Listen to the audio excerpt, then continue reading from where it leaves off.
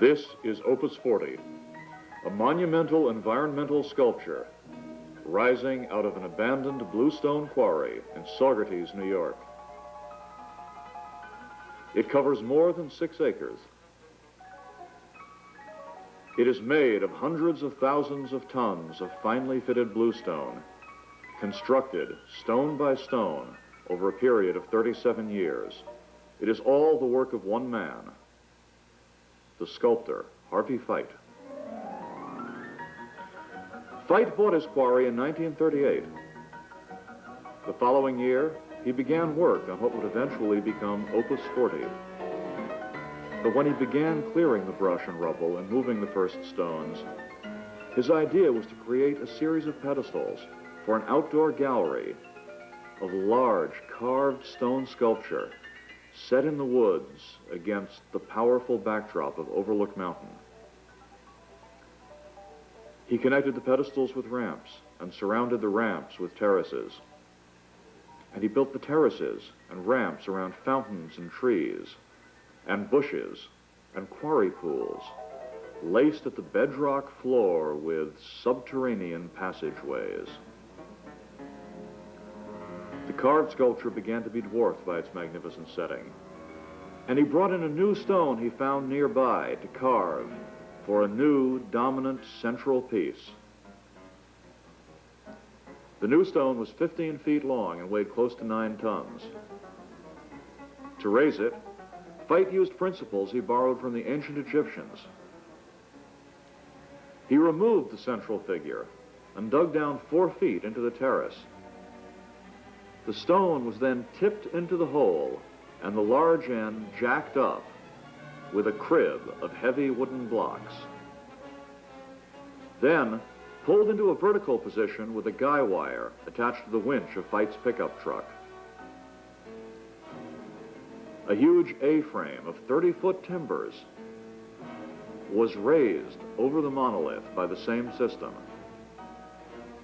The stone was lifted with a chain hoist, and a base was built up beneath it, topped by a 3/4-ton capstone. Finally, the monolith was lowered into place.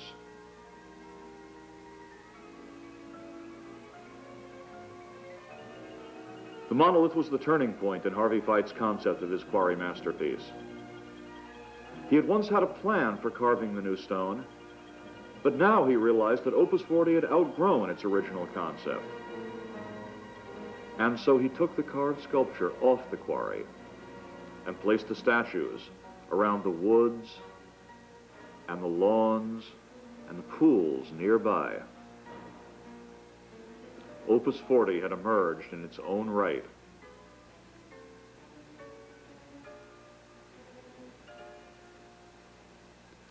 Fite worked alone from the first thaw of spring until the winter snows forced him off his quarry again.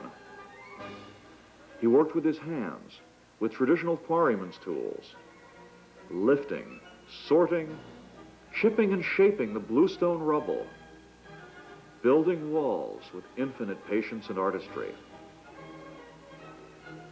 The technique Fite used in the building of Opus 40 is called dry key construction. It relies upon the careful fitting of stone upon stone and the pressure of the mass for stability. Large stones, called keystones, are placed at intervals throughout the walls. They anchor the construction, supporting and held in place by the smaller stones around them. There is no mortar or cement anywhere in the dry wall construction. As a result, it is not vulnerable to the ravages of frost heaves and erosion. With the proper care and maintenance, Opus 40 could well be standing thousands of years from now.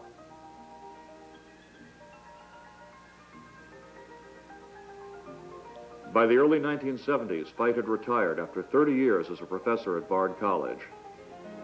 He used his newfound free time to build the Quarryman's Museum on the grounds. The museum houses Fite's collection of folk tools, artifacts, and household implements used by the 19th century quarrymen of this area. He had created Opus 40 upon the legacy of these working people and their tools. and he built his Quarrymen's Museum to honor them.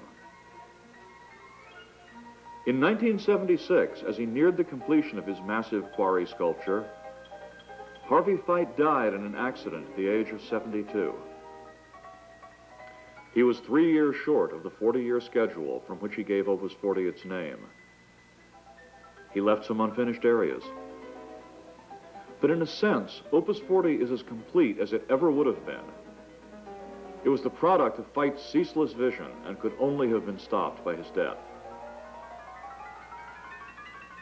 Since then, Opus 40 has received national acclaim. It was featured in a photographic exhibit on earthworks mounted by the Smithsonian's Hirshhorn Museum, and critic Brendan Gill has called it the greatest earthwork I have ever seen. Opus 40 today is operated by a not-for-profit corporation, Opus 40 Incorporated. It is maintained primarily through tax-deductible contributions. $25 or more brings a year's membership in the Friends of Opus 40. Members are welcome throughout the season, free of admission except for sunset concerts, and are thanked at an annual members' reception and concert. Opus 40 is open to the general public between May and October. Visitors should call 914-246-3400 for open day and special events information. Concerts featuring jazz, pop, folk, and classical musicians play to large crowds on summer evenings at Opus 40. Opus 40 is also open to school and other groups by appointment.